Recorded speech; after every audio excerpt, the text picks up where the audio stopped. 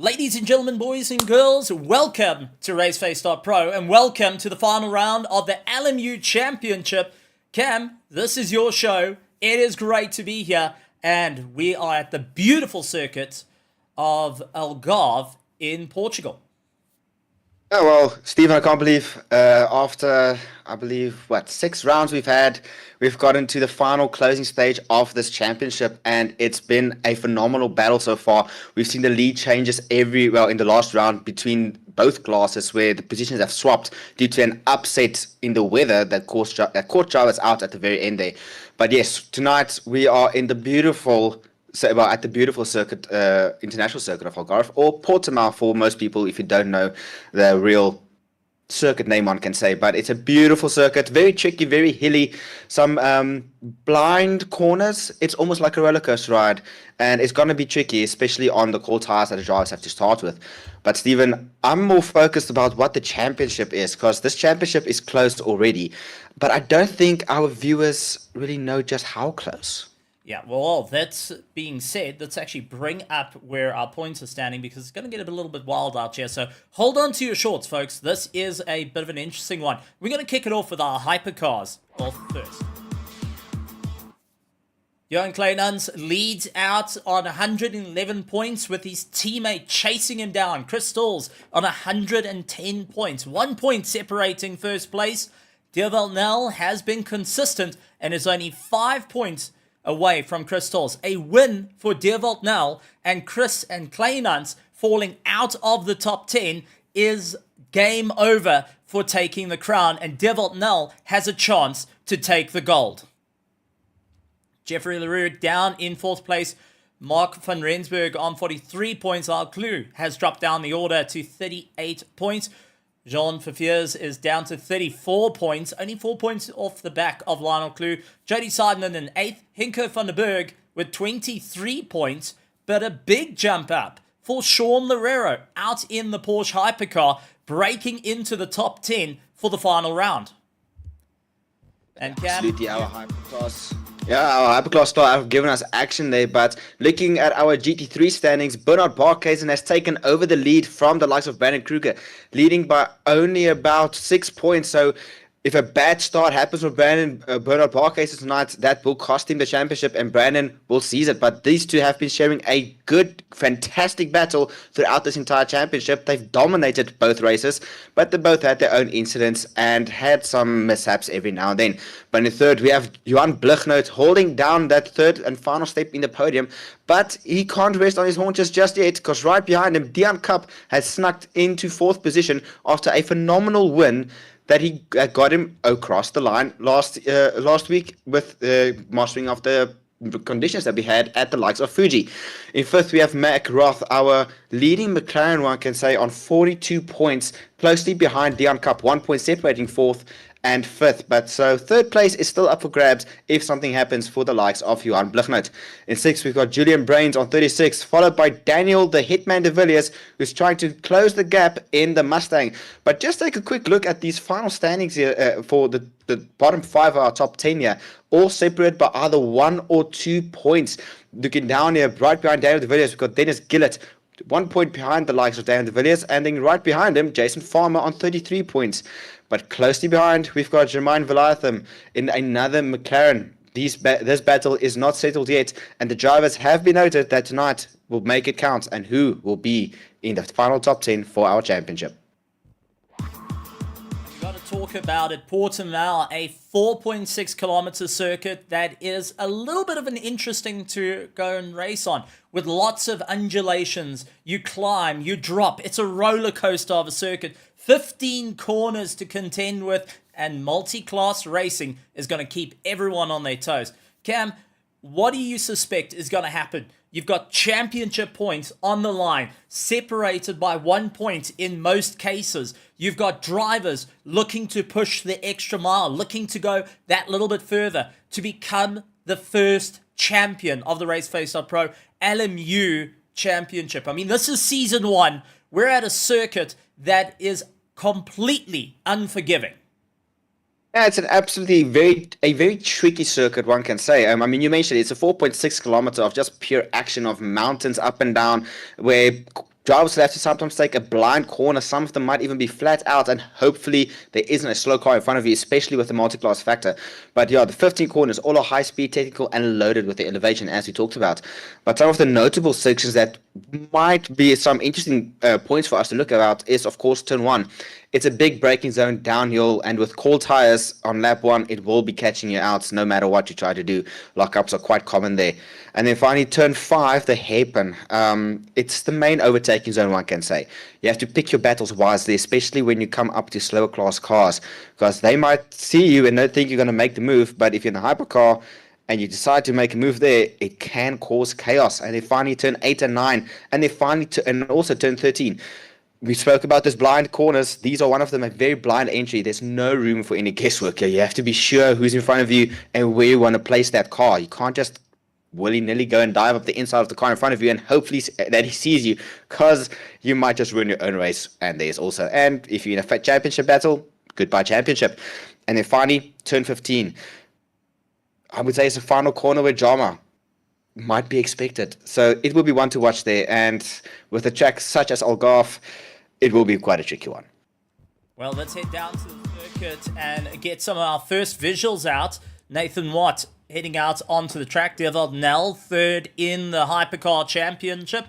Also trying to put the hammer down. And a big shout out to all our virtual grandstands. Welcome, welcome, welcome. Glad to have you guys around, and welcome to the final round of the Raceface.Pro LMU Championship here at Portimao. This is going to be a wild, wild time. And honestly, I am seriously looking forward to how this is all going to work out. The racing itself, I think we're in for an incredible, incredible race. And also, for many drivers, this being the very first time they've actually got to Algarve. Not many have actually driven this circuit in anger. So this is a learning curve for a lot of the different drivers, and especially in multi-class racing, where the concertina effect at the start of the race into the first 2 corners is absolutely a nightmare for drivers to contend with. I mean, you actually took the words right out of my mouth there, Stephen, with the likes of this is a circuit that is very new to most of our drivers, unless they've run some iRacing type of races there. It's a circuit that not many of our drivers have touched, and is quite a tricky one to really master. Very off camber, and sometimes the rear just want to step out. But another thing, as we were looking at the likes of that, called the default Andy Porsche there in the background, don't know who the pilot is of that one, who ran wide into turn 1, is that, of course, the track limits. Turn 1 is a very tricky one that if you get right, you try to carry as much speed as possible, especially in the GT3. You carry as much speed as possible through there, but one small slip up and your wheel go past that white line, then goodbye, you get penalized no matter what. Nothing the drivers can do in order to avoid it, as it's a fast-flowing circuit, really. So GT3s will have to be cautious in order to avoid any form of, well, track limits. But the McLaren really putting the definition of flying past the circuit with that nose almost lifting up. But it's quite a fun sight to see the hypercars and the GT3 sharing such a phenomenal circuit, one can say. It's going to be an absolutely amazing time.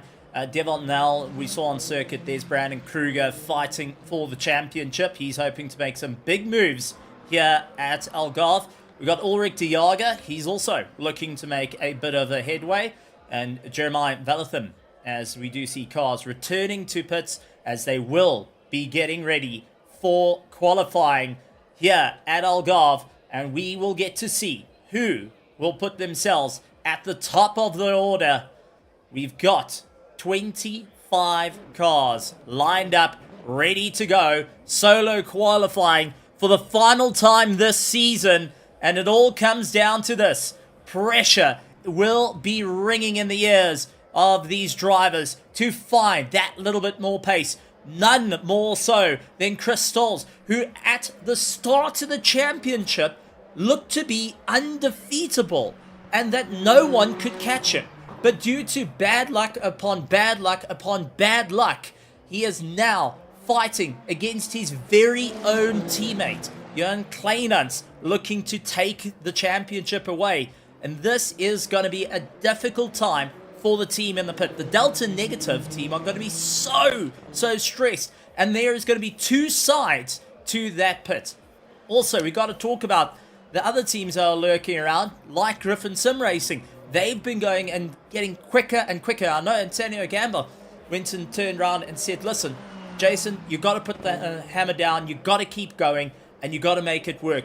Same as Nathan Watt. Remember, this is a competitor that was on the cards for a podium position till it all went wrong in last race. So he's looking to try and gain as much time here to really move up through the order. But I do think it's going to be a rough one for each of these competitors. Yeah, absolutely, Stephen. We've had some great racing this entire championship. And just to touch back on Chris Stalls, he was the championship leader since the very start, if I remember correctly, where he shocked everybody with this little Peugeot. I mean, everybody, if you compare it to the real life one, would think the Peugeot is just a joke. It's not really a fast car. And then here comes Crystal saying, listen, hold my chocolate milkshake, I'm going to lead this championship. But unfortunately, as Steve mentioned, bad luck upon bad luck, a disconnect at Le Mans, and then just bad strategy calls when it came to the last week's race at Fuji. He unfortunately has lost the advantage and allowed his teammate to close the gap in that Ferrari. So Delta Negative will be split on who to support, but they do want their drivers to really get out there, score the maximum amount of points they can, and at least whoever wins, they will be celebrating. One driver might not be happy, the other one will be. But again, Nathan Watts, a driver who joined us from Monza, who joined us for the last 3 races, has gone and really put up a show and has really made me a fan of him, one can say. Almost getting a podium in Monza, even with a force feedback failure, and unfortunately on the cards was a podium last week, but conditions weren't in his favor. But Stephen, we can't keep... We always talk about this, but the championship battle that really excites me the most, regardless if it's championship or just position, is the GT3s. Up and down that board, it's either 1 gaps or 2 gaps or whatever, but the battle that is the most prominent of them is our front runners, Bernard Barkhuizen and Brandon Kruger. These two have been going hammer and tongs with one another this entire championship, banging doors, slipstreaming, bump drafting, going side by side through corners, and yet they are so close. Brandon Kruger losing the championship lead again after last week's race, where he had an abysmal race of having accidents and the weather catching them out and getting the wrong tire compound on. I think it was definitely one for him to forget, but now it's behind them, and the drivers need to focus now. Steve, you're someone with some good knowledge and have been in the moment of these championship battles, both sim and in real world. Tell me what is going through the driver's head as they are doing these qualifying laps out here. Well, for these pros, and we take a look at Jan Blicknote, who's actually running 3rd in the championship, as it's 3 OGs that are Omnius Gaming drivers. They are going and squaring up against one another. But let's take it to the hypercars. The pros in the hypercars are going to be thinking about, what do I need to do right now to make it work? What do I need to do to ensure I can get the quickest lap times and be out on the track, be number 1? They're not going to be thinking about the points in this strategy. They're going to be concentrating on the race. You have to see the green first, and you have to see the checkered first to be able to take the championship. So a lot of the thought processes going in is what's happening here and now. What are you going to do at this very moment? When we get towards pit stops in the race, that's when we're going to start to see the crucial members, the race managers, starting to whisper in and saying, okay, box now, get into the car, push, and telling the drivers when they really need to get the hammer down. And already Chris Stalls with a 1.6 second gap to the likes of Jean Fiers in the Toyota. Devon Nell is down in 3rd. LaRue is down in 4th place, and Mark van Rensburg sitting in 5th. Our GT3 cars, check how close it is. Bernard Barkhuizen leads out the top of the field, and he has got Brandon Kruger. The championship fight is 1st and 2nd at the moment, but don't count out Paul Fenter. Paul Fenter is the wild card in this mix and can completely turn the championship on its head. I think if Paul Fenter gets in between Kruger or Barkhuizen, that is going to be the biggest influence to the entire race. Same as Dennis Gillett. Dennis Gillett has been consistent in his pace. He hasn't been at the top of the order the whole time, but that being said, he has always stuck his best foot forward, lying 8th in the championship. We're going to see how it all works out. Well, he comes right across into 2nd place. Darren Miller, the PWSR driver, back in the Porsche, has had a nightmare of a season. He's going to be focusing on just getting enough points through the race, and that is going to be the constant of what do I need to do now to ensure I have victory later.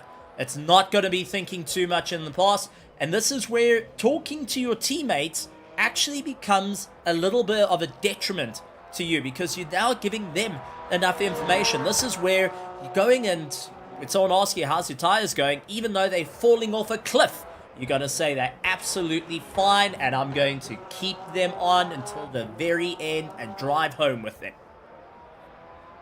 You touched on it, Stephen, there, with the 3 top drivers in our GT3 class all being from the same team as well, at the top 2 drivers in our GTP class. It's now playing the mind games, trying to get a better foot over your opponent there. But the tires, me and you both know, Algarve is a very tricky circuit where tires don't like to stick around, especially if the track is quite hot. But the change in elevation and the quick corner changes, the tires do not like to stick. Will we be seeing any form of stops tonight? I do not know. It might be something interesting. But yes, mind games will be something. And then also, I do know the drivers, especially the blue flag rule was highlighted within the drivers' briefings, where it was said, drivers, if you're being blue flagged, don't try and impede the cars coming through, and just play nicely, as you don't want to be the reason for a championship being lost. But if you're on the same lap, though, it's all to play for. I mean, you mentioned it, Fenter, Gillett, Brains, and Miller. These guys are more than fast enough in order to stick it to these front guys, if you look at these lap times, that they don't have to move out the way. They have their own championship battle to really fight. So it might throw a spanner in the wheel and completely mess up anything, but that is where the drivers such as Brandon Kruger and Bernard Barkhuizen will really have to fight. But Bernard Barkhuizen leading out our GTP3s with a 1 minute 44.7, if you round up to the second decimal position there, really putting a stamp of authority out there on his lap time. But I do not see Brandon Kruger. I think he's struggling to get the tires really up and going there. But shockingly, we've got Gillett there really in 2nd place, already fighting it. But there we can see now Brandon Kruger 6. This is not where he would have wanted to be, not when he's fighting for the championship, Stephen. And I think that I hope it doesn't, but I think it might start be creeping into his mind that, listen, he's going to have a lot of work to do in front of him. It's always going to be the thoughts, and he has got Johan Blicknote that's going to be chasing him down as well, starting in the row just behind him. So lying in 7th at the moment. 6 minutes remain of qualifying, and it is all going to play for. Chris Stolz out in 1st place for our Hypercars. So currently got the quickest lap time of a 1:30.4, and he's absolutely opened up the gap to the likes of Dewald Null, running in 2nd place, 1.3 seconds back. Then you've got Jean Verveers running in 3rd, 1.6 seconds back off the leader. We've got Johan Kleinans, 1.7 seconds back, all sitting in the 131s, 132s as a consistent pace. But Arno Kraus rounds out our Hypercars. 10 Hypercars will be starting, and Arno Kraus, it really can see, pushing the limit and the car not working with him, getting a bit frustrated with the Toyota Gazoo racing machine, and was only able to get a 134.9. Now he's going to have to try and cool those tires down after the spin, and that's just going to be the impact for him to try and figure out what's going to be the game plan here. This circuit leads to extremely fast driving. There's lots of sweeping corners that you can get a serious amount of momentum. You don't want to have too much aero down on you as well, otherwise that's just going to create an immense amount of drag. But you got to have a lot of mechanical grip, especially in the GT3 cars, where you are relying on that to work, and getting moved offline is definitely not what you want to be having in any of these vehicles. Dion Kopp out in 3rd place, took the victory last week and looking to do it again tonight but all sitting with a 145. Bernard Barkhuizen's the only driver in the GT3 field that's managed to get a 144.9. So he's trying to stretch that gap open a little bit further, but for how long can he keep it going? Because we will be going into the race, and it's going to be 40 minutes of incredibly hard driving till the very end on a circuit that is completely unforgiving to any of these drivers. I actually had a chat to Paul Fenter a little bit earlier and asked him, what do you think of the car? What do you think of the circuit? Just saying that it's rather tricky. He always feels that the nose just doesn't want to dig into the corners. He has to really fight the steering wheel to get it in, to really throw the car around to make it work. Going and having a chat to the likes of Michael van Rooyen, having the same issue where the nose doesn't want to turn in. He's battling to get it going. Dion Cup, on the other hand, has a different issue where he's feeling too much oversteer coming from the rear, and it's got to be so careful around it, especially the slow corners, the Ferrari wanting to light its rears and send him flying. It's always going to be a balancing act between the cars where you might have some oversteer or very pointy front end, or even not a very pointy, much more pointy rear end there. But it is going to be quite a tricky one. I'm quite happy to know that Paul said that the track is tricky and not a very disliked track, as that will make my heart quite sad, because I've got two home tracks, Kyalami and Algarve, and even though Kyalami is closer to me, still love Algarve no matter what. But as we look into the final 3 minutes, Stephen, I have to raise the question now for the likes of our GTP cars. We have the likes of the Porsches, the Ferraris, as well as the Toyotas, and then this lone little Peugeot. The shocker for everybody in terms of its performance. Do you think next year or next season we'll see a lot more drivers, teams actually switch to this little car and see if they can tame the mighty lion that's under that hood, or is it just preference at this point in time? I think it's down to preference. We also haven't seen the BMW get utilized as a hypercar as well. We've got the Aston Martin Valkyrie that's going to be coming in as well. So we are going to see a step up in the amount of vehicles for the hypercars. We're going to see a shake up, most certainly. I think the Peugeot has rattled a few cages, but drivers are taking note of the situation and just going to be moving forward. Much like our GT3 class, where the BMWs have been incredibly strong all season long. But what's going to happen come any new updates? BOP gets kicked in, and that's going to drop them down the order. That is going to be the main concern for many of these drivers. That being said, however, we do have quite a few of the Griffin Sim Racing team members going and giving a bit of a shout out. Jason Farmer currently out on circuit, and the likes of Ulrich de Jager, Rob van der Heerde, all being part of the Griffin Sim Racing team. Is getting a bit of support from the likes of LC Jabir, Ruan Heineke, and Antonio Gamble going and saying, go guys, go. Which is always fantastic to see the fans coming in, putting in the support to the drivers, to the teams, getting out there, shouting, cheering them on, and ensuring that for the final race, ladies and gentlemen, the final race of the season has come down to this. Make or break to the line. 52 seconds to go, Cam, and I don't see anyone improving their times to beat out the likes of Bernard Barkhuizen in first and Chris Stolz in first of the hypercars.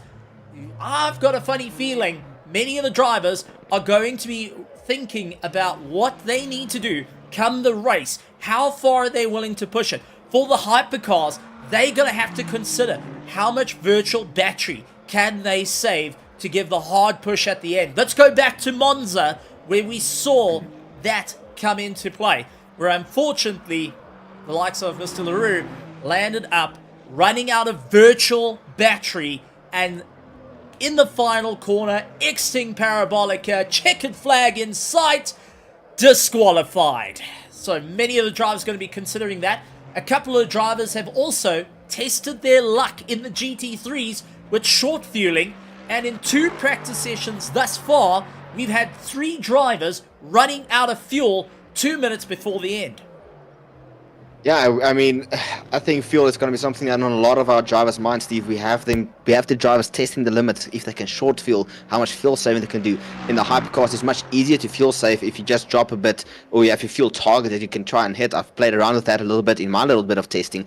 But the GT3s are something else that the drivers will definitely be struggling with a lot. So it's going to be something that we will see how that goes. But we can. Probably the one that sticks out the most, and the most shocking event that occurred during this entire championship was the likes of LaRue running out of fuel in Parabolica. Like, yes, Mom, I'm going to be on the podium. No, you're not, because you forgot to take out the spaghetti out of the boiler, and the Italian police want to speak to you now. So it's going to be a bit of a shocker as we look into the final moments of the qualifying now, as drivers head into the pits to get the setups up and running. But turning over to our virtual grandstand, we have got more fans popping in here for us, Steven. The ZA badge is saying, "Hello world." That's a bit of an IT joke. Welcome to the world, to the world of sim racing. There's ZA Badger, and then also Kaki Blanche saying, "Go Bernard." It's always great to see you amazing fans in the grandstand cheering on your teams and your favorite drivers out here in the world of Raceface.Pro, as well as in our LMU championship. But Steven, now all words have come to an end. No more fancy talking, no more things of trying to get into the head of your opponent. Now you have to show what you're made of as we take a look at our starting order for our hypercars. Leading the pack is the lone Peugeot of Crystals, followed by Jean Kleinans. Yeah, in third we have Jean Verveers in Toyota, followed by Dewald Nel in fourth. In fifth, got Jeff LaRue, and then in sixth, our other Toyota with the likes of Mark van Rensburg. In seventh, we got Henko van der Berg, followed by Sean Loureiro in a Porsche that we haven't seen him race yet. And then finally, in our back grid, we've got Donny Steenkamp, and finally, Arno Kraus wrapping up our final grid for the hypercars. Bernard Barkhuizen will lead out our GT3s with Dennis Gillett for the first time on the front row. Steenkamp will go and start in third, right next to Paul Venter. The mighty Lexus has got a little bit of work to do as Jan Blichnote and Darren Miller look to hunt down the front of the pack, with the likes of Julian Brains and Nathan Watt down in 8th position for the GT3s. Brandon Kruger and Jason Farmer a little bit further down than what they would like, but Jason Farmer has got a little bit of backup with Ulrich de Jager close by. Philip van Zyl in 22nd, 12th in class. Michael van Rooyen with that 777 Aston Martin will battle out with Rob van der Heever, Jeremiah Valtham, and rounding out the pack in the Ford Mustang, Veer Ter Buerta looks to take the fight to the front from the back. But ladies and gentlemen, boys and girls, we are in for a race of note. And while we wait, let's quickly go and take a look at the points. Once again, to remind you, Johan Kleinans is on 111 points. Chris Stills on 110. Dewald Nel on 105. For our GT3s, we go and take a look. Bernard Barkhuizen on 124. Brandon Kruger on 118. And Jan Blichnote on 68 points. We are in for an incredible race. And this is where it's all going to go as the drivers start making their way to the front. They start getting ready for it. This is it. No more time waiting. No more time guessing. No more time to just go and give a friendly handshake and a high five. It's visors down, focus up, and look to the lights. Ladies and gentlemen, for the final time, we are going to say this. Welcome to Raceface.Pro. Welcome to the final round of the Le Mans Ultimate Championship Season 1. And there will be only one winner in GT3 and in Hypercars. Who will it be? Lights on, lights on, lights on. Tensions build, cars at the ready. Crystals and Johan Kleinans will see the green, and we are racing down to turn 1. This is now where the cars will have to be very cautious. A very short formation lap, only one corner, hard on the brakes, and the tires will be ice cold. So be cautious of any outspins. As we have contact already in the back for one of our Ferraris, but Jan Kleinans not making it easy for the likes of Chris Stalls into turn 2, side by side, quick flick to the right and into a blind left-hander. These two are going hammer and tongs. Chris Stalls rather playing the smart game, backing out a little bit, but that shocking Ferrari spin at the back is going to have a lot of work to do as he now has to catch up to the back of the hyperclass cars by fighting through the likes of the GT3s, but already has made quick work of it and is now chasing down the car in front of him. But take a look at our GT3 fighters here, P1 and P2. Paul Fenter had a phenomenal start, riding right alongside the likes of Bernard Barkhuizen, side by side again. Now Paul Fenter is not for the championship fight here, but Bernard Barkhuizen is, and he is getting hassled by the likes of Fenter, as this is not what he wanted to do and how he started. But close behind, we've got Dion Cup fighting in third, waiting for these two to make contact. But look at far in fourth, we've got Jan Blichnoot waiting for his moment while fighting his the likes of Brains there, as well as Darren Miller, who all want to take a piece of the points in order to better their position in the championship. There's fights all over, and this is only lap 1. Oh, side by side!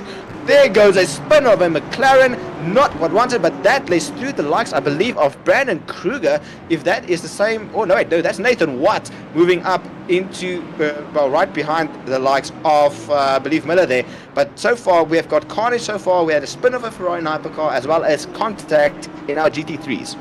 Now, that was unfortunately looked to be our Rob van der Heever, who fell down the order, not having an easy time. We did see Henko van den Berg at the start of the race try and push as hard as he can. He's gained a position over Arno Kraus and is not backing down at current. But take a look, 5th, 6th and 7th. It is Dennis Steenkamp, Mark van Rensburg and Sean Loureiro taking the fight to the front. LaRue looking to join in the battle as well, side by side as van Rensburg trying to guard the inside line. LaRue late on the anchors, seeing that he closed up the gap to Sean Loureiro as they make their way around. Some very, very close action there, and some squirrely moments from the Ferrari behind as he was caught out by the braking there. But these three are all following nose to tail, up and down, through left, right, and center through this twisty, windy circuit that is Algarve. But the Ferrari doesn't seem to have the legs for the likes of Sean Loureiro's Porsche, factory Porsche now out there, switching over to the red and white of the Porsche Penske Motorsport car there. But that Toyota really trying to keep in front of this Porsche. It's a three-way battle, but he's also closing down the likes of Donnie Steenkamp. That Jota Hertz team Porsche is really struggling there, but I think once the tires warm up, it is going to play into his favor. But now, Stephen, the question is, who of these drivers are pushing hard and who is looking after their tires? And also, is the thought of battery in the minds of our hypercars? As we take a look at our GT3s, we've got two McLaren side by side, Dennis Gillett and Ulrich de Jager trying to make a move. Dennis Gillett trying to recover. I believe it was him that might have spun on contact. That is going to let through the likes of Jason Farmer. Not what I've wanted, but Jason will be smiling side by, well, ear to ear as he makes up a position, hunting down, oh wait, sorry, not Jason Farmer, Darren Miller. Hunting down the likes of Dennis Gillett in order to stretch the legs of the Porsche. But we all know that McLaren is phenomenally fast in a straight, and after this corner it is just a straight going up and down. But now it's going to be who has got the top end speed and also the best of the brakes, as turn 1 is very tricky and can cause some headaches if not taken properly. Now, many of the drivers are going to be considering what they need to do to stay at the sharp end of the field, up and down through the classes as we go back up to 2nd and 3rd in the class. Paul Fenter and Dion Kopp battling it out nose to tail for the two of them and will not be backing down on the fight. I mean, this is just going into a monster of a fight. And honestly, we're getting ready to see how this is going to work out. Dion Kopp closed up the gap to Paul Fenter, trying to make up some time, but the Ferrari just not having the low-end torque to fight out against a small block V8. A little bit further back, we got the likes of Julian Brains, Brandon Kruger, and Nathan White. Oh, big slide for Julian as he loses out some time, and Brandon Kruger's going to say thank you. He gains a position. Nathan Watt looks to try and fight back against Julian as he goes right up on the inside, over the curb, late on the anchors. Can he make it work? Oh, contact between the two of them. Julian just nicking the front of Nathan's car, and he's able to get going, but this is just turning into an absolute fight of note. There is no gloves in this fight. It is all contact right the way through, sharing a bit of paint here at the beautiful circuit Algarve for the final round. And honestly, drivers not leaving anything to chance. Absolutely not, Stephen. But just taking a look at our GT3 leaders, Bernard Barkhuizen has taken a gap of 1 second over the likes of Fenter, trying to run away with this championship and not allowing the likes of Brandon Kruger in any shape or form to get close and get his hands on this trophy. But then also the same thing is being done by our GTP leaders, with Kleinans leading the way with almost a second gap over the likes of Chris Stolz. Chris Stolz had a phenomenal start, but unfortunately fell off a little bit there into the first few corners, which allowed the likes of Kleinans with a side by side of Kleinans to go and pull out a bit of a bigger gap there. But do not count out that Peugeot just yet, Stephen. He's a fighting Frenchman, and that French do not give up quite easily as he is hunting down the likes of the Italian prancing horse. That is to be said. Fighting out just for our top 5 is Sean Larera and LaRue hunting each other down. They've got Henko van den Berg, who landed up spinning at the start of the race, now closing up onto them. And we're going to see our hypercars turning into a little bit of a difficult situation of what you need to do to ensure that you're staying at the sharp end of the field, because they have to consider when they are going to get themselves sorted out in this 40-minute race. And also to be so cautious of what energy they've got remaining. And take a look, Kleinans is already on 56%. We're only 33 minutes left of this race, as we see Sean Larero really slowing the Porsche down, trying everything he can to stand on the anchors. LaRue and Van den Berg, however, not going and impacting their battery as hard. They're trying to push it a little bit further, they're trying to make it work. But let's see how it's all going to end up during the course of the race. This is something you've got to keep an eye out, and it adds another level to what you need to do as a hypercar driver versus the likes of your usual LMP2s and your GT3s. They each have their own challenges, but in a GT3, all that you're worrying about is tires and fuel. You're not worrying about tires, fuel, and battery. Yeah, absolutely, Stephen. But just taking a look, it's quite shocking the different fuel levels or virtual engine levels that the hypercars are running, with some already dropping below the 60% while some are still above it. But take a look at this. We've got Nathan Watt closing the gap on Julian Brains, trying to get that move. Nathan Watt brave on the brakes, sticking it and making the move, costing the likes of Julian Brains a position. But Jason Farmer in the Ferrari, hunting down that BMW, the lower to the ground car, hunting down the big behemoth that is on track, or one of the big behemoths out on track. And now it is getting closer on the brakes. Jason Farmer really trying to sniff his gap there, but struggling to get past that, what's it, the 46 BMW that is the likes of Julian Brains. All while Nathan Watt is pulling the gap that is. But Brandon Kruger really hunting down already the likes of Jan Blichnout, started all the way from the second to last position in our GT3 class and is already up into 5th. A 6th or 17th gap between the two, but already have our hypercars navigating through our GT3 field, and this is a bit of mixing up the likes of Jan Kleinans, as this will allow Chris Stolz to close down on the likes of Jan Kleinans. So the Peugeot is not done just yet. Maybe playing a bit of a mind game here, saying, listen, I'm still here. Don't think you have your championship wrapped up in a nice little bow. I can still take away from you if these GT3s want to play in my favor.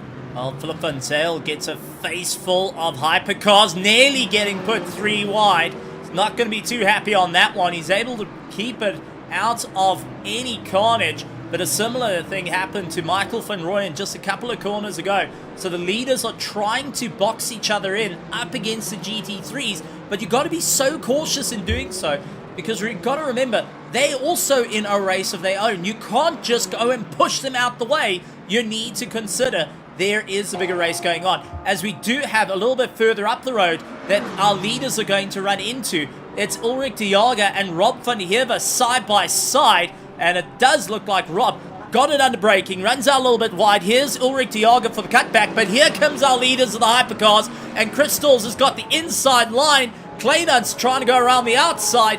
No room for them to get round too easily, and that unfortunately went and killed off Chris Stolz's drive, but also went and put to bed on Rob van der Heever and Ulrich de Jager's drive as well. So you got to see that everyone is going and putting everything on the line from GT3 to Hypercar. This is gonna be a proper run. And honestly, between teammates, Johan Kleinans, Chris Tools, Delta Negative team, the likes of Bernard Barkhuizen, Kruger, and the likes of Johan Blicknote are team members as well that are brawling with one another in the championship and not wanting to lose out. Vietia Buerta got Dennis Gillett on the back of him.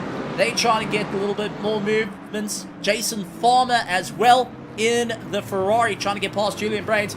He's also trying to keep ahead of his own teammates, Rob van der Heerden and Ulrich Diago, the Griffin Sim Racing team. Oh, that's contact in the background. That is contact, and looked like Vietia Buerta getting turned round by one of the hypercars and just trying to rejoin safely. That's a championship leader of Hyperclass being taken out by the likes of a BMW, well, not BMW, Mustang. I just saw the likes of Johan Kleinans dropping down from the lead and going into fourth, which allows the likes of Chris Tools to take the championship pretty much if he can keep it going for the next 28 minutes. What happened in that moment, I do not know, but I do know that the Delta team, the Delta Negative team that is powering that Ferrari is not going to be happy and will probably be speaking to the stewards in order to get that sorted. But that will all be declassified after the championship. I mean, this has really thrown a spanner in the works, and it's one thing we kept saying, keep an eye on the race. Anything can happen. Jason Farmer trying to get the pass on the GT3 side. Likes of Jean Verveers is now running in second place with Diervelt Nel in third. Johan Kleinans was all the way up into second. He is now trying to launch it past Jason Farmer up on the inside. Then the two Ferraris nearly meeting in the middle. Jason Farmer having to really stand on the anchors. That slowed him up to also suddenly get over with his own fight coming into play. So not ideal situations all round for these drivers, but honestly, some great racing on a circuit that is all about pushing it, as we do see Jeremiah keeping ahead of Ulrich Diaga, as they do have one of the Porsche hypercars coming through. Vietia Buerta trying to make up some time. He was also going up through the field, unfortunately losing out due to the contact against Kleinans. So Vietia is hoping to make it all work here and tonight with 27. And that, unfortunately, the 91, that's Miller. That is Darren Miller, who lost the rear of the car. He's rejoined, but down in 14th of our GT3. So unfortunately, while the traffic is all around one another, it is turning into a very difficult race. The GT3s have to be on the racing line. Getting off it means you understeer into the dirt, you're done. For a hypercar, however, it is the slowest line that you will have to get given to be able to get by. And unfortunately, that means it's going to impact your battery a lot more, as you're going to bury your foot down. You're not saving any fuel, and you're starting to get the impact as well. So definitely not what the teams want to have as they fight their way through. We do see Mark van Rensburg late on the brakes. Oh, locking it up. Contact against the likes of, is that Sean Lerero that got caught? No, it was. Sean Lerero got clipped in the rear and has made it brought back, but unfortunately not quite what you want to have. And already the tunnel vision is definitely starting to come into play here. And absolutely, Steven, and this is where patience for the drivers, especially the hyperclass car, really needs to prevail. But the likes of that Toyota gets very, very lucky in not having collected any of the other competitors and having more cars get damaged, as Jason Farmer, hard into the wall, gets clipped on the right rear quarter panel and sent spinning directly into the wall. That is damage on the front end. But not what the likes of Jason Farmer would have wanted, and especially not what he would have wanted for this race. But look at that great gentleman's agreement between the two of them. Julian Brain saying, listen, I messed up, please get through. But that will also almost result in contact between the Toyota, the hypercar Toyota, and the BMW, as he has now slowed down quite significantly. But Jason Farmer will not be very happy with that, as that has brought an immense amount of damage to the front end of that Ferrari, which will affect his steering, the aero, as well as the top end speed. And I know that he and all of the fans are definitely going to be heartbroken about that, as that is not how he would have wanted to end his championship. But let's take a look at our GT3 battle for the front. The top three separated under 1 second, a blanket covering them almost, as we see the hypercar moving through. Oh boy, I'm getting stressed and getting sing-songy out here in the commentary box, Steven, but 1 second gap between them. Paul Fainter not giving up the ghost just yet, half a second back. At 0.3 behind him, we've got Dion Cup, but do not look too far behind. 2 seconds back, we've got the likes of Brandon Kruger, 2.6 behind, hunting down this front pack, hoping to get back as much as possible, doing damage limitation after what can only be described as a horrible qualifying.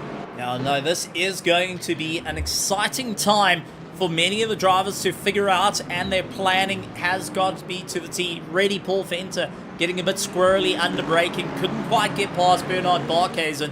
Remember, if Paul Fenter and Dion Kopp can get past the likes of Bernard Barkhuizen, they also do some serious damage to the championship. And already we are seeing a lockup with one of the hypercars. That looks to be Sean Lorero, who was battling to get past, got right into the back of Paul Fenter and locked up his wheels. He's not going to be too happy with that one, as life has been taken away from them. And unfortunately, that has also brought him a little bit closer to Henko van den Berg, who's had a lot cleaner run on the exit. A little bit further back from them, we've got Dennis Steenkamp and Mark van Rensburg. Going to drag race into turn 1 side by side, and Steenkamp is going to be in the middle of these two. It is going to be a wild, wild one. Immediately, you can see Mark van Rensburg goes for the outside. Steenkamp stuck in the middle. Oh my heavens. Not what you want to do. And the poor GT3 of Steenkamp had nowhere to go other than just hope at this point that the hypercars don't catch him. And this is one thing that is making life a little bit difficult for our GT3 drivers, is the hypercars are just sending it into the corners and hoping that the GT3s will stop in time.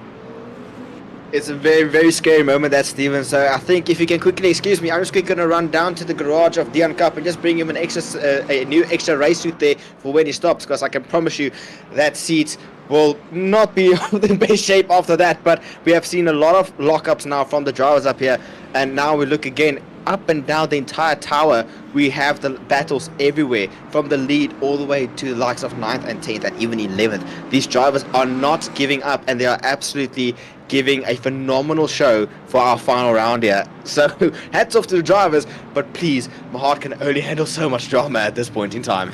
Well, as it stands, and we're getting closer and closer to the midway point of this race, and honestly, it's getting exciting. It's Bernard Barkhuizen leading out the GT3s, Paul Fenter, as we do see Jason Farmer lose a couple of positions. It's Bernard Barkhuizen, Paul Fenter, Dion Cup, Brandon Kruger, Johan Blicknote, Nathan Watt, Dennis Gillett, Jason Farmer, Julian Brains, and Rob van der Heever. Taking a look to our hypercars, it's Chris Stalls, Jean Verveers, Dervelt Nell, Johan Kleinans, Jeff LaRue, Sean Lorero, Henko van den Berg, Mark van Rensburg, along with Danny Steenkamp and Arno Fraus, rounding out the pack here at Current. But we have still got plenty of racing at hand, as Julian Brands and Rob van der Heever continue their fight for 8th and 9th position in the GT3s. A little bit further back is Ulrich de Jager with his own teammate Jason Farmer, fishing to try and figure out where he can get by and what does he need to do to really make it work. Unfortunately for the Ferrari driver, not having an easy time out there. Unfortunately, we have to bring up 2 cars will not see the final checkered flag for season 1, and that is going to be Darren Miller and Michael van Rooyen, who have now gone into the pits, and unfortunately the doors have been closed. Yeah, the proverbial red marker has closed through that entry, unfortunately. I have spoken to the team of the likes of Van Rooyen, unfortunately saying that they're having some steering rack issues. The steering just doesn't want to cooperate, unfortunately having to retire the car there. As for Miller, I believe he had one too many impacts and unfortunately too much damage on the car and having to retire. But Steven, that the Ferrari of Jason Farmer, I believe, unfortunately carrying a lot of damage after seeing him hitting the wall hard of being clipped. And I think just feeling out how the car feels by not impeding any drivers behind him, by weaving around, seeing how much steering angle he can generate through that car. But look at this. We had a gap form between our first and second of our GT3s when the hypercars got into a mix. But look at this little Lexus. absolute monster in the straight, and it's hunting down the BMW of Bernard Barkhuizen. Paul Venter hunting down a 1 second gap, almost to half a second, and in braking closes it down to 3/10. Paul is hunting for his first podium, we can say, but he's also hunting for his first ever win in a simulator or in a series that he is completely new to. Great action so far, but do not look too far back, because in that shot you are able to see second place in the championship. Bernard Kruger already took over 1 second back since the last time we spoke to him, all the way from the last row of our GT3s to fourth currently. And now he has to make quick work of the likes of Dion Cup as well as Venter. But these two in front of him will not be giving up the ghost just yet. They also want to be good and do good in their championship. They don't care if it's championship battle or where you are in the standings. They want their points and they want bragging rights, and they will fight you for it. And let's take a look at our GTP leader fighting through the traffic, having clean air behind him, and pretty much button it up. But you never know, some late race drama like a safety car might trigger some unconventional results, as I just traumatized every F1 fan out there. But no, I'm just kidding. But some good battles here between our front runners of our classes. Likes of Devil now running in third place, trying to catch up to Jean Fiers through the traffic, just not having the luck of the draw. However, for the Ferrari, he's having to see where he's going to go. Vietia Buerta, unfortunately, all too familiar. You can see immediately holds the inside line, trying everything he can as there is a spin. And that was Jeremiah Velatham, who just broke into the top 10. Unfortunately, now down into 12th position after losing the rear of the McLaren. So Jeremiah not going to be happy with that and needing to make up some work. A little bit further up the road, however, 6th and 7th of the Hypercars, it's Sean Loureiro and Henko van der Berg as Loureiro loses the rear. And here comes Henko van der Berg, gains a position. Loureiro able to get going yet again, but unfortunately a lot of life has been taken out of those tyres and will start to go and hurt. Jason Farmer in and out through the box, rejoining the race. At the moment, he wants to get back into the fight, lying in 14th at the current, and wants to score as many points as possible as he's 9th in the championship. Yeah, some great, massive respect from my side for the likes of Jason Farmer just going there and getting the likes of the Ferrari just snapping on a new front end of it, looking the steering to be fine. But take a look at P2 and 3 of our hypercars. Devold now fighting out with Jan Verveers. It's Toyota versus Ferrari. The battle we would have liked to see at Le Mans, but we never get to see it, is happening in our service, ladies and gentlemen, and it is absolutely phenomenal. The Ferrari closing down on that Toyota, and now it's going to be better deployment, I guess, of the Ferrari, or just the four-wheel drive of the Toyota, who will be king around these around these corners. But now they get caught up by the likes of a GT3 backmarker. I believe the GT3s are the bane of existence when it comes to these hypercars. Much like the hypercars are the bane that just don't want to be around the GT3s. The GT3s don't want to have the hypercars lurking around them either. Henko van Berg and Sean Loureiro continuing on their charge, trying to make up some time as we do see Jeremiah Mining out of the way. But I'm getting a little bit of listening on the radio and listening to the River Nile at the moment. Niall Bullion going and shouting over the radio to Paul Venter, telling him to go, go, go. He needs to keep his foot in it.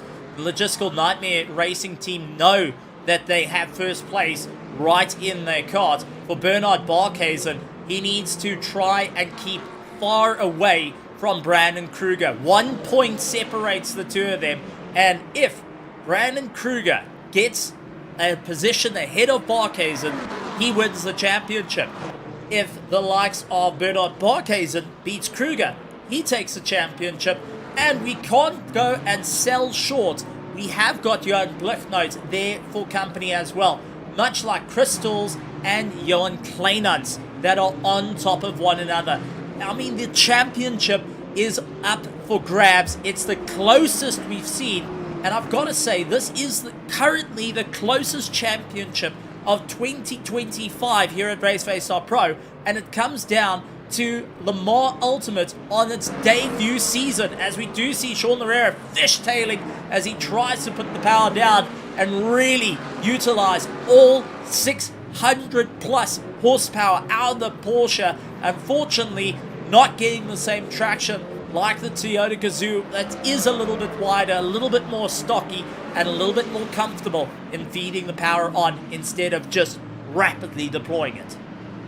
Yeah, the Toyota definitely being one of the most weirdest hypercars compared to the other cars who are these long, flat, almost shaped cars out there, with the Toyota being almost small, compact, and very smaller. But oh boy, brilliant move. The likes of Sean Loreiro getting caught out by the Mustang, which allows Mark van Rensburg to get alongside, but immediately Loreiro on the power to get the position back.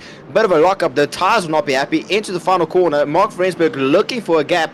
Now remember, final corner, long straight, lot of slipstream. Who will have the best aero package? Van Rensburg fishtailing in and out, trying to get it, pulls up alongside.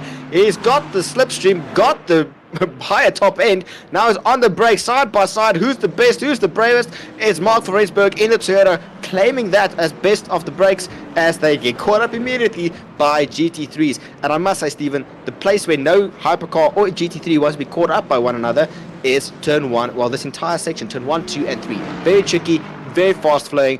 You don't want to be caught up there, as that you can have either ruin your race or ruin someone else's race. But taking a look here at the Toyota versus Ferrari challenge, fight going on currently for second and third by the factory Toyota and the customer colored Ferrari of Deerwald. Now really not giving up the ghost, these two, as they really want to get, well, they don't want to get off the podium, but they do still want to stay on the podium. But right behind them, 2 seconds, which this fight allowing the likes of Jan Kleinhans to close that gap again up into fourth. Not really moved up into positions after his contact with the likes of Vete Buerta, but really trying to minimize the damage and hope that the likes of Chris Stalls, that should he get into an incident, that he can claim victory. But let's take a look at our third and fourth place battle. Brandon Kruger, that 1 second gap now down to 0.7 seconds as he's hunting down the final step of that podium of the Jan Cup, really trying to get back into the slipstream and also minimize the damage and hope to get close to Bernard Barkhuizen in order to really get a hand on that trophy. But so far it's been a one-way battle for Bernard Barkhuizen, snatching that trophy and running away with it. Definitely some hard fighting right the way through. Doesn't matter where you look around. As for Fears going and bottoming out the car, immediately Deerwald Nel tries to close up that gap, hoping to push it a little bit further up the road, seeing where is there going to be an opportunity. Tires are starting to fall off, however, and you can already see people starting to battle out, trying to figure out what needs to do, and it all comes down to how hard are you willing to push.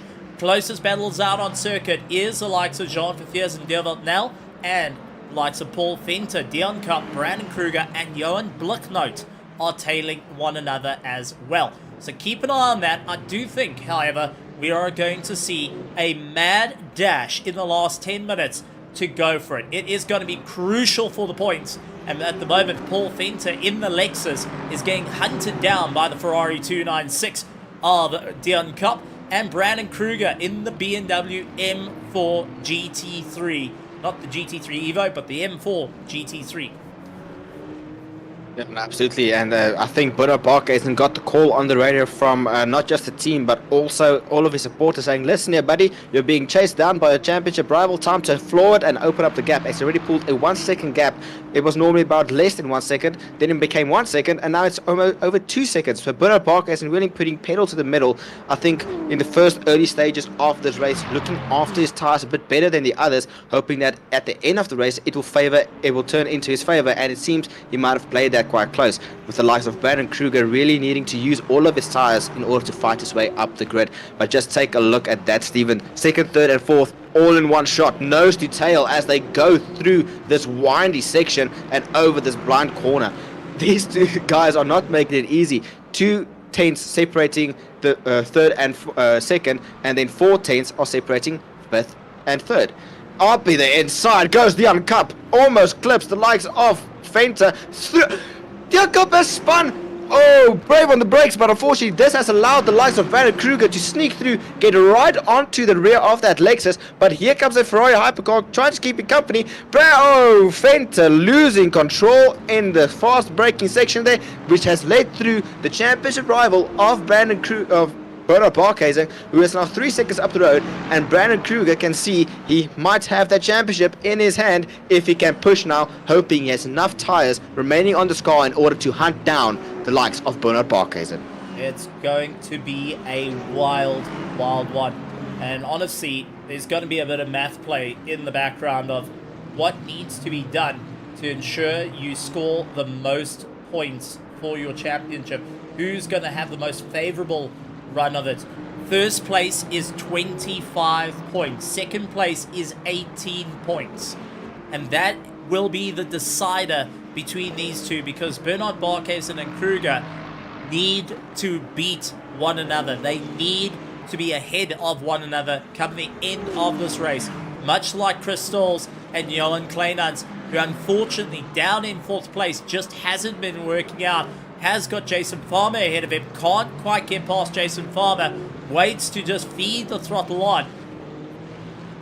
And just losing too much ground to Dierveld Nel, who's got pressure on the back of Jean Verviers. Drivers are trying to figure out what they need to do to be able to move forward in this race. What do they need to do in the crucial dying moments here at Algarve for the very first time and for the very first season of LMU here at Raceface.Pro, as we do see Sean Herrero lighting the rears up, trying to get away from Brandon Kruger. And it also shows the GT3s are not afraid to hold their position. They are going to push a little bit harder. Oh, Paul Venter visiting the sights of Algarve and just comes to a stop. He's going to fall down the order, trying to get going yet again. Oh, contact! And that was Blicknote into the back of Paul Venter, and it's opened up the door for Nathan Watt to get the drive on him. Blicknote now has Nathan Watt for company after Paul Venter landed up, going a little bit too slow. Blicknote just hunting to get past the Lexus. Paul Venter on a hard defense as it stands, but it's Nathan Watt in 6th position that has an opportunity to get into 4th in the dying stages of this race.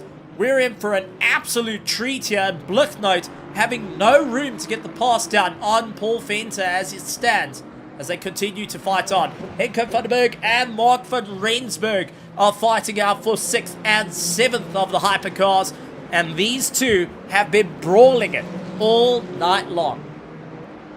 Absolutely, Stephen. Unfortunately, I believe Paul Venter getting clouded there with what we like to call the red mist, trying to minimize damage after that spin that he had of running wide and dirting the tires. But that will be something for whether we settle after the race. But Nathan Watt, a phenomenal story once again. New to league racing, 3rd race of the championship, and already fighting it with some of our more known drivers that we have at Raceface.Pro, and really sticking it to them, really fighting it out there. But Paul Venter really needing to work hard in order to defend this 4th, all the way from 2nd to 4th in about a lap's time. Really not what he would have wanted. Now the team really has to talk to Paul, saying, Paul, calm down, breathe, contact. Oh, Blicknote not being a happy camper there, and maybe trying to sniff for an opportunity which did not exist, which only allowed the likes of Nathan Watt to get closer. But Paul Venter removed from the equation.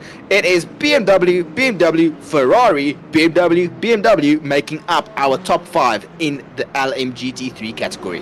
Well, that was unfortunately standing on the gas a little bit too early, lit the rears up, and Paul Venter going and struggling. Nathan Watt now has Blicknote in sight, and for Blicknote, I think he's going to be rather happy that the Lexus is out of shot and now can concentrate on his race. Dion Kopp is a little bit further up the road and possibly in for a chance to get caught. Henko van den Berg and Mark van Rensburg still continue on their race for 6th and 7th, with a bit of clean racing between them and clean roads to just power their way through immediately. Henko van den Berg locking up the anchors, and Mark van Rensburg takes the dive. Has he got the straight line? Van Rensburg gets into 6th with the likes of van den Berg keeping the pressure on, trying to reclaim the position, but this has completely changed the game. A little bit further up, Dierveld Nel and Jean Verviers are fighting out between one another, and immediately Nel feels the pressure, needing to put the power down and get going. But once again, energy remaining in 5 minutes is 15 for Stalls. Nell is on 12. Fafir's on 13. Kleinans is on 13 as well. As we take a look, Leroux sitting on 27. Van Rensburg 17. Van den Berg 27. Loureiro on 9. That is at a very, very dangerous level as it stands. Steenkamp on 15 and Kraus on 34. Sorry for that, Stephen. A bit of close racing there between John Verveers and Devil Nell, having swapped positions somewhere along in previous laps. And now the Toyota are really trying to hunt down the likes of this Ferrari, but the Ferrari showing its prowess at its almost powerful top-end speed down the straight, but not as good traction out of the corners, which allows the Toyota to get closer. But John Verveers not really throwing in the towel, really trying to get that second place up, back for the Toyota Gazoo Racing team there that he is representing in the number 8 this time, and not number 7, with the fatal number 7 always being cursed pretty much.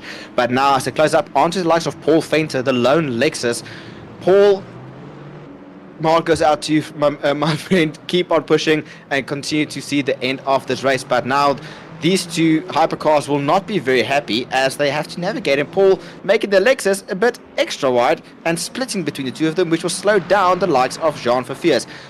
From under a second to a 1 second gap. The battle between second and third has grown a bit, but now who is going to be the best on the brakes, and will the Toyota be able to slow down a bit later but carry more speed through the corners? We will have to see.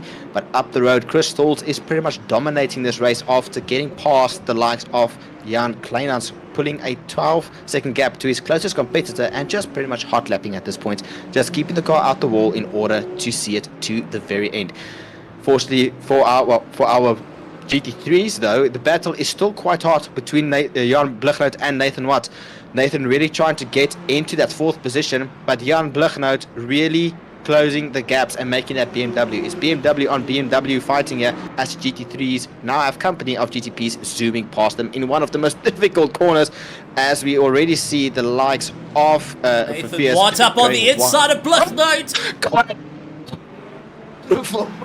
Bit of a rough racing, but amazingly held by the likes of Nathan Watt and getting that position. Blignout caught lacking, and Watt taking that position away from him.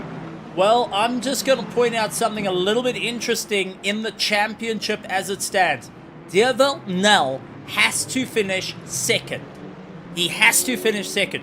Follow me on this one. Kleinans stays in 4th. Will go and only get 12 points to his 111 points. That means he's going to have 123 points at the end. Devil Nell, if he stays in 2nd, will get 123 points as well, which means we'll have our very first tie in 2nd place in LMU for the hypercars between Devil Nell and the likes of Jan Kleinans. If Kleinans drops any further, it is a slam dunk secure for the likes of Devil Nell. Chris Stalls is going to be taking 1st in the championship, but Devil Nell will be able to go shoulder to shoulder on the podium with Kleinans if he remains in 4th. So the linchpin in the entire hypercar class is Jean Verveers, who continues on the charge. Verveers is just doing everything he can to score as much points as possible, because Lionel Clue's not here. He's going to move up into 6th. Mark van Rensburg is further down the order. He's going to usurp. 4th place is on the cards here. That's a bit of a shocker, and in our first season to have a joint 2nd place is absolutely phenomenal. It just shows the class of racing that these guys had to do in order to score the amount of points to get to this point. But take a look again, Jan Blignout getting past the likes of Nathan Watt. I think Nathan saying, my bad man, I'm rather going to let you give the position back instead of setting this off the circuit. But some great battle as we head into the final minute of racing. Question is, where is our leaders? When is the white flag being dropped? I don't know if do not believe Chris Stalls has already taken the white flag, but then we are going into our closing moments of our season 1 Le Mans Ultimate Championship Raceface at Raceface.Pro. It's the final moments, and I'm a bit sad here, Stephen, because I absolutely grown to love this racing. I've absolutely grown to love our amazing fans as well as our drivers. But take a look at Chris Stalls, a 16-second gap almost to the likes of his closest competitor. he has really gone and stamped a massive stamp of approval, saying, I'm the championship of this. I might have messed up, but this Peugeot will not be another car to be forgotten. Take a look at me. This Peugeot is phenomenal as he goes flying through these corners. Absolutely. The Peugeot started to grow on me a bit, Stephen. I'm going to be honest. But take a look again. It has the rear wing put on it. Yeah. When it didn't have the rear wing, it wasn't finished. But let's It go looked like through a a little squash bit of bug. history as the race has come to a close. We do have the checkered flag at the ready. Crystals in round 1 got second place. In round 2, he got first. Round 3 was the start of the problems, getting 9th position. Round 4, he returned in first. Round 5, he also scored first. Round 6, he got into 6th. But comes down to round 7, the final round of the championship. Crystals takes the win and takes Season 1's victory of the Hypercars in Le Mans Ultimate here at Raceface.Pro, and has become the first champion of the class. And coming around will also be the likes of Bernard Barkhuizen. Will be taking a stellar drive after getting second in round 1, 12th in round 2, first in round 3, first in round 4, first in round 5, third in round 6, and now tonight for the final round we have Bernard Barkhuizen taking the checkered and becomes our GT3 champion here at Algarve for the Raceface.Pro Le Mans Ultimate. My word, what did we just see? Dilbert Nell holds on to second place in the hypercar class, with Jean Verfiers finishes up in third, which means Nell has tied points with Johan Kleinans for second place. And what a run between them. Brandon Kruger gets second and unfortunately will not have enough points to beat out Bernard Barkhuizen, so he will finish in second place. Jan Blicknote, going and fought it out, will take third in the championship, with Dion Kopp finishing third on circuit, fourth in the championship.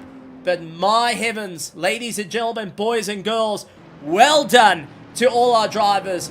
It is the Delta Negative Crystals taking the checkered for the class, and Bernard Barkhuizen from Omnis Gaming taking the win for the GT3s. Unfortunately, the challenge just too large for the likes of Brandon Kruger, starting from the back and trying to fight his way to the front. He almost had it, but unfortunately not enough, and getting caught up in traffic and other battles has unfortunately led him to finish second. But still a phenomenal battle between the likes of Brandon Kruger and Bernard Barkhuizen, but as well as our hypercar class with the likes of Crystals and Jan Kleinans. Unfortunately, Kleinans getting caught out by a GT3.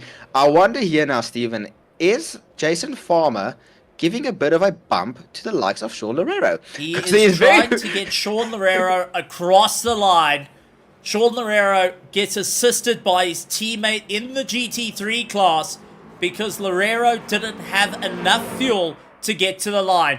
Sean Loureiro crosses the checkered flag in 9th position. Jason Farmer gives him the opportunity to see the checkered flag. He finishes in 14th. The Griffith Sim Racing team showing they will be with each other till the very end.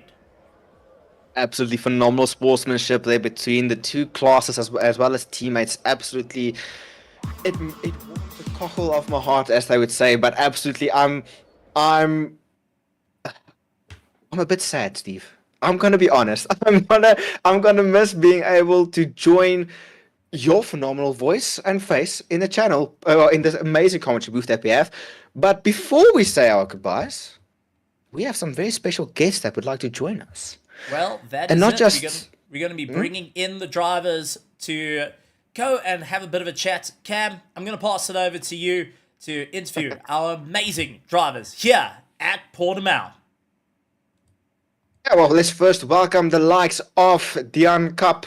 Dion, from your first win at Fuji in a phenomenal race, well, pretty much a thunderstorm of a race, you go on and get your second podium in our final round at Algarve, which not only is your second, but also moves you up into 4th in the championship. With this information, how do you feel?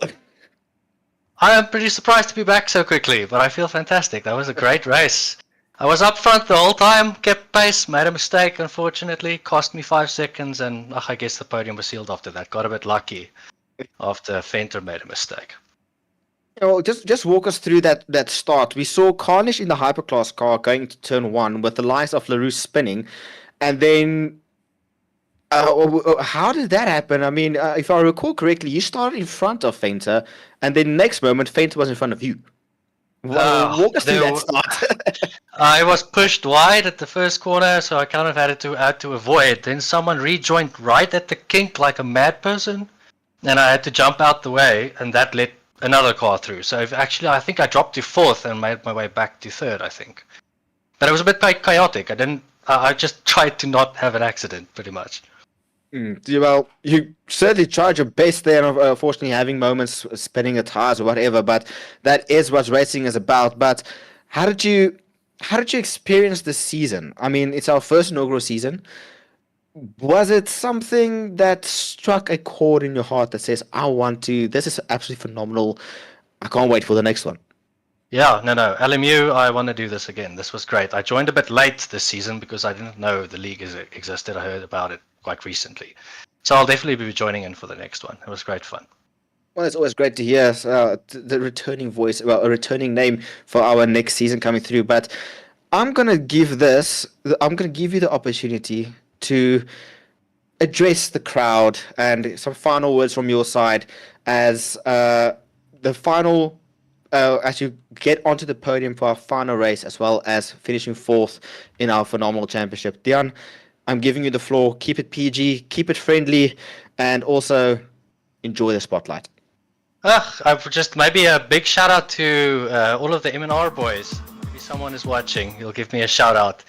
It's always great to meet new faces in sim racing. It brings people together. It's always fantastic. So I hope to see more of you on track soon. Thanks, everyone. Thank you, Dion Cup, for joining the championship and making it entertaining for us there. Go celebrate with the team. Go get yourself a chocolate milkshake. And just enjoy the moment. And we'll see you again for the next season of our LMU championship. Thank you so much, guys. Stephen, next, normally we'd bring in the drivers one by one, but these two shared a phenomenal battle throughout this entire championship that I would like to get both perspectives from both of them to see how are they feeling. Bernard Barkhuizen and Brandon Kruger, welcome for the final time this season to the commentary box. Wow. Just wow. You guys shared a phenomenal battle this entire championship, and it came down to the final round. Brandon, I'm going to start with you here. Walk us through this race. You started at the back and fought your way to to second place. Just walk us through the mindset or the game plan that you had going into this. I felt I wasted my entire quali. I knew I had the pace to at least start in the front row with Barkhuizen. So it was obviously just damage limitation. I knew that just from the difficulty of overtaking, that it would be impossible to overtake Barkhuizen without a mistake from him. And of course, he didn't make a single one. I was also fortunate enough to not make any mistakes. That's why I ended up in P2. But yeah, it was mostly down to just putting head down, hoping for the best until the end. And then, the end came. And unfortunately, I was in second place. Well, you definitely gave me and the fans, as well as Steven, something to look at on the timing tower there, as we saw you rise through the ranks of, the standings as you go there. But Bernard, just walk us through your gameplay. It looked like you were just saving tires, and then in the final minutes, you just said, okay, time to turn off the gas, otherwise Kruger will be catching us. Just walk us through this, and how do you feel being crowned the inaugural champion of LMU? How did you know I was saving tires? Because you're never that slow. Especially with other guys close behind you. Yeah. No, I knew. Look, I just saw Brandon fall out of quaddy, and I was just like, listen, I'm just gonna drive clean. I'm gonna save my tires. especially last corner, I didn't turn too much, and yeah, tires was pretty good all the way. So you are now the tire whisperer of LMU, is what you're telling me here, Bernard. But yeah, again, you both shared quite a great battle. Was there any team orders going in, or was it just gloves off? Whoever gets the best, whoever comes out on top, you want it No, fair no, and no, no, no. square. It's totally like they say papaya rules, I think. Oh. Oh, that's But good. no, look, I had a I had a massive deficit since the Bulgarian Grand Prix, and then I needed to do something. So luckily, I kept it clean all the way through and closed that deficit, and yeah, here I am. Well, you say here I am, all nonchalante, but I mean, you got to be excited. You got to be happy. The championship, a brilliant battle shed between the two of you. But now I'm gonna give the floor to Brandon to give some final words as we close off our GT3 category for the season. Brandon, stage is yours. Keep it friendly. Um, Battle words can't be spoken anymore. Championship's over, but the floor's yours. Yeah, no, big congratulations, Sparkers, and he deserves it the most. My arrive and drive obviously did not pay off. But yeah, no, it was a fantastic battle between me and him. Even from the practice race in the beginning, before the season even began, till like the last race, we were having clean, fair battles, pushing each other to the limits, just improving. And yeah, I must say it was the most fun I've had in quite a long while. So big congrats to him. It was a lot of fun this season. Hopefully we have another competitive season next time. And yeah, hopefully a clean season on my end. Unfortunately, I did have a unfortunate Fuji race, but other than that, it was great. Yeah. Some very kind words there spoken by Brandon Kruger towards you, Bernard. Now, Bernard, I'm going to give the floor to you. Any final words? Anyone you want to shout out to? Go ahead. Look, yeah, it's been fantastic. Really like this series and this new game. It's a massive refreshment for me, coming from ACC and other games. I think LMU is really hitting the nail on the head here, and really excited to see what's up for the future. I think this game's really gonna be big one day, and yeah, thanks to you guys in the commentary box. Thanks everyone for watching, and all the sponsors. Yeah, it's been a hell of a ride. Thank you, Bernard and Brandon. The two Bs always confusing me no matter what, no matter how hard I try to memorize them. But yeah, some kind words spoken between competitors from fierce rivals to friends now in the moment. But yeah, well done to both of you. Well done, Bernard, on this championship victory. I'm going to leave you both now to go celebrate with the team. And yeah, I hope to see you all next season. Thank you. Thanks, cheers.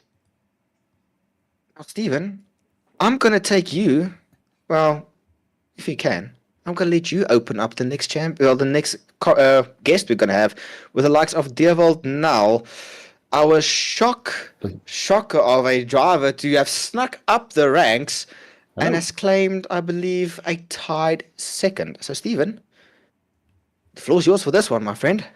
Well, Deerwald, you heard it first. You got 123 points. You tied up against the likes of Jan Kleinans. How are you feeling after that race? Because you were under some serious pressure from start to finish. Yeah, well, I think I was giving the pressure because I was stuck behind Johan all the Verviers all race. I quite enjoyed that because I was waiting for his mistake and it took 30 minutes to appear. But I was pushing him a lot. So kudos to him. He really had his wits about him. But yeah, it was fun. And yeah, Chris told me this week I'm like 6 points behind him in the championship. I wasn't even looking at the championship, and I couldn't believe when he said that. So yeah, now I'm tied with Johan. But I mean, he wins on countback, which is deserved because he had a lot better pace than I did over the season. So yeah, but I'm happy taking at least third in the championship. So that's not too bad. Well, it was an incredible drive. Throughout this entire season, you've had some highs and some lows. Any moments in the season that just stood out to you as this was the best point? I think probably my chasing down of Jeffrey Leroux at Le Mans when I was in the last 10 minutes. I don't know if you remember, but I was catching him slowly but surely, and then I overtook him on like 5 corners to go. I think that was my favorite. Yeah, and I have to just mention well done to Chris because he had insane pace, so definitely a deserved winner. If I somehow snuck the championship, I would have probably felt too bad to do an interview or anything because he was way faster than anybody else. Well, So, it was well done to still him. an incredible one. From just seeing the climb, the move, just where to go. But before I let you go to enjoy the celebrations, on a second place for tonight and putting the points, a 123 against the likes of Jan Kleinantz's 123. Anything you'd like to say to the sponsors, the drivers, the teams, and most importantly, the amazing petrol heads that have been cheering you on from start to finish, flying across the world to see the incredible racing here at Raceface.Pro? Yeah, I just want to say thank you to everyone at Raceface, especially Bertus and the sponsors and you guys. I mean, you guys, without you guys, we wouldn't have a broadcast at all. So you guys do an amazing job with that, and I'm glad we have you guys. And yeah, my only 2 fans are my wife and my 2 dogs, but I'm sure they were happy to watch me race. Yeah, yeah, nothing else to add. Well, honestly, I think you made quite a few fans this season, and well done on finishing in second place, tied. It will go down to who's got the most wins between the two of you, but honestly, well done on a stellar championship. Thank you. He's got one. I think he's got at least 1 win, and so you will win. You will take second because I didn't have any wins. I finished like I think I have 4 second places. Well, let's see. Fun details we don't care about, eh? Let's see how Yeah. it goes. You scored 123 points by the end of this Thank race, you. and that's what matters. Thank you, guys. Have a nice Dylan evening. now out in the Ferrari 499P, getting a phenomenal run.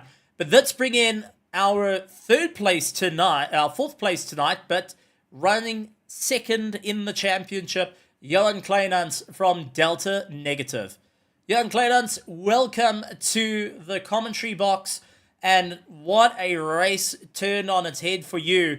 Originally looked like it was going to be you against Chris, up against the world. And unfortunately, that all changed in mere seconds. How are you feeling having to push back to try and hold on to second in the championship?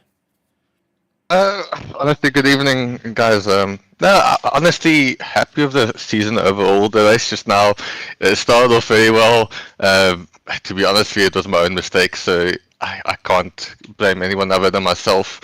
So, look, I held on for dear life, to be fair, but happy to have gotten the result, if anything, for the season. And happy that I made Chris work for it for a bit, so... Well, it was a stellar one, and take us through your thoughts throughout the season.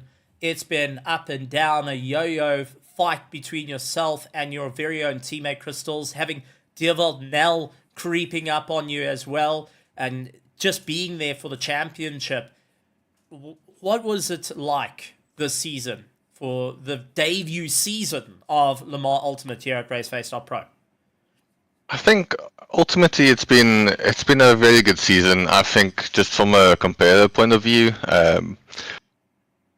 going into it, especially for a lot of these guys, it's the first foray into multi-class racing. So with that comes its own challenges, and managing traffic, managing these races, tires, everything plays such a big role in this, as opposed to ACC or so on, where in a lot of these races, instead of going, I need to push, it's more a case of I just need to get through these cars safely,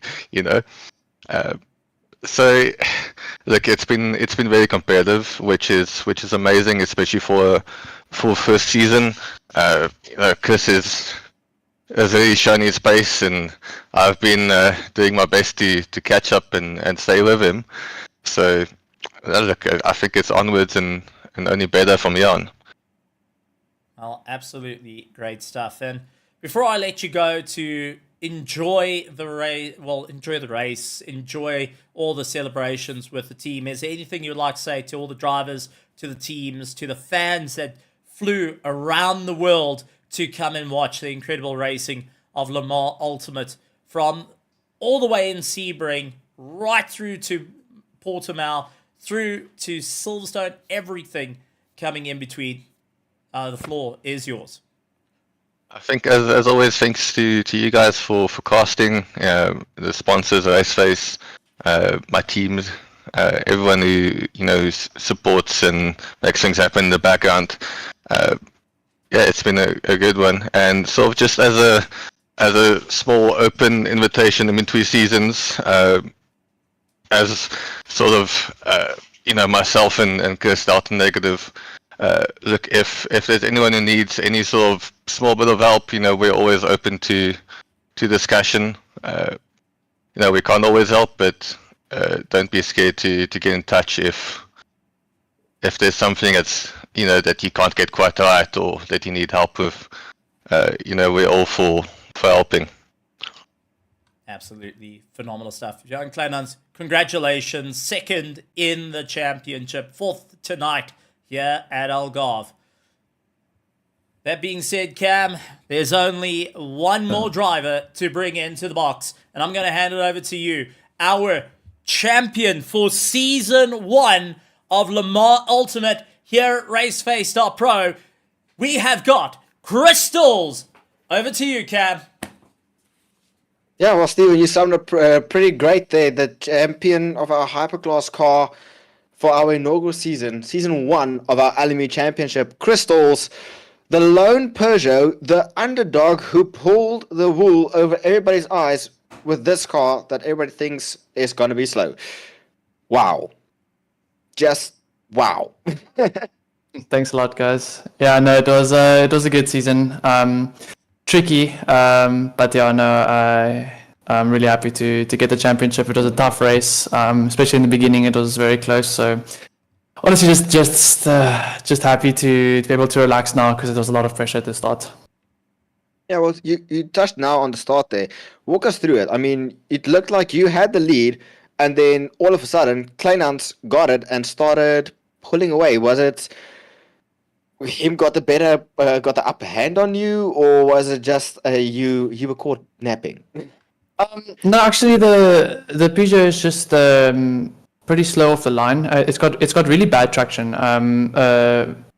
Well, I say bad. It's still obviously good, but the Ferrari has really good traction off the line compared to the Peugeot, and also the temps plays a massive role because the Peugeot takes a while to get its tires up to temp, and the Ferrari is a lot better with that. So it was a bit of that, and also just knowing that it's a 40-minute race, it's my teammate, it's a championship fight, and we need to not only worry about ourselves but also Devold, who was just behind. So if we get into an accident, then Devold wins the championship as well. So it was a bit of a bunch of factors going on there, and just had to keep it clean. And then I said to myself, okay, when the tires are in, we'll see what we can do. Started catching up and putting Jan under pressure, and when we got the first back markers, it was unlucky for Jan, but it happens, So yeah. I think we need to send you over to the Peugeot team, as you seem to click quite well with this car. But I mean, earlier in the championship, every time we asked you about this car, you always say, "Yeah, but the Peugeot is not strong on this track or not strong on that track." And then comes that round, you absolutely dominated.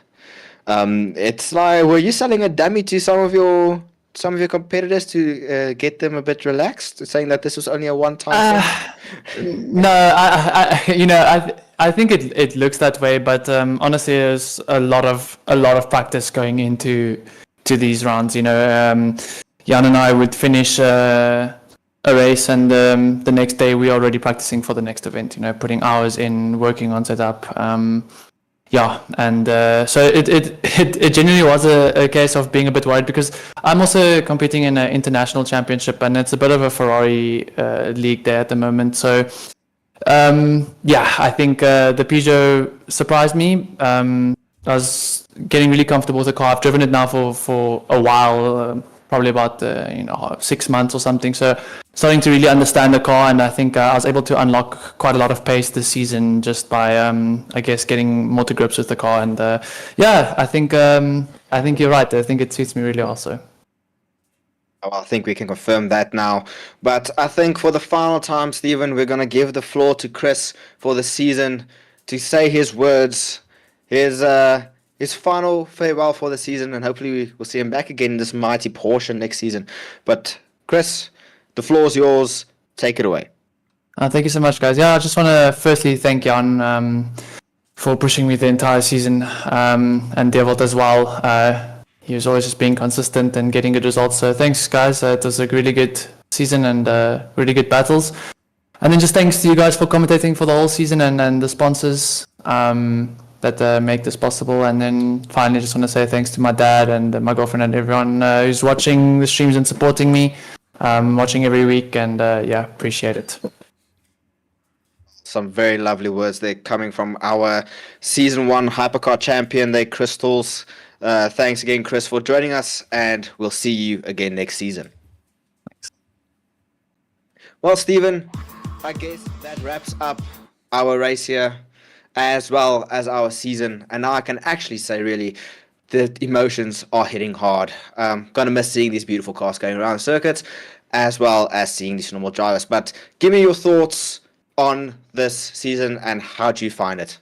Well, I think this season has had everything for a start of a championship.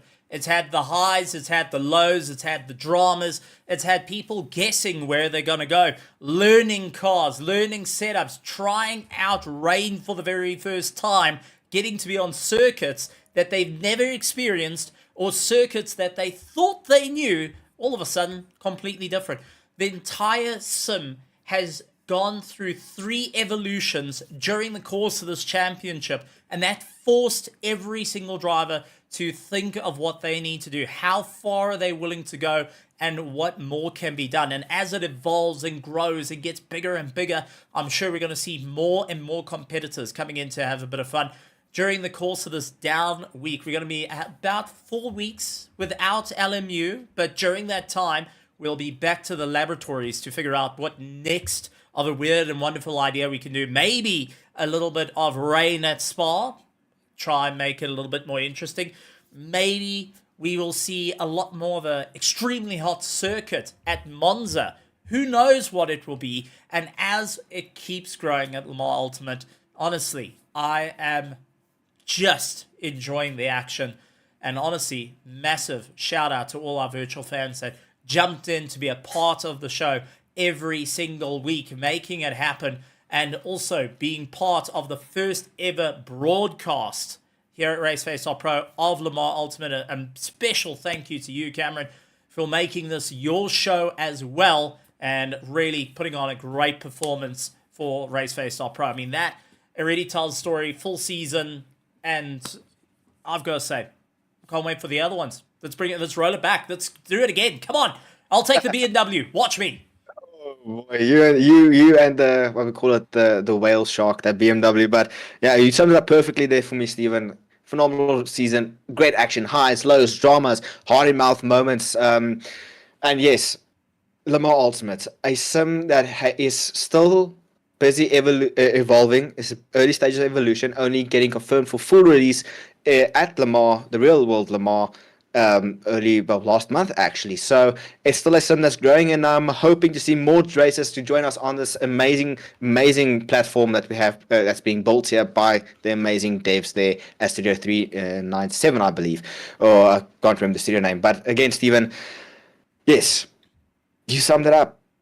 I can't wait for the next season. I'm eager for it. But you give me a lot of credit, but I also have to give you and the TST production side a lot of credit and thanks from my side for allowing me to showcase and give a platform for this talent, and a lot of amazing camera work there being done, giving us the action, and then our amazing fans out in the virtual grandstand.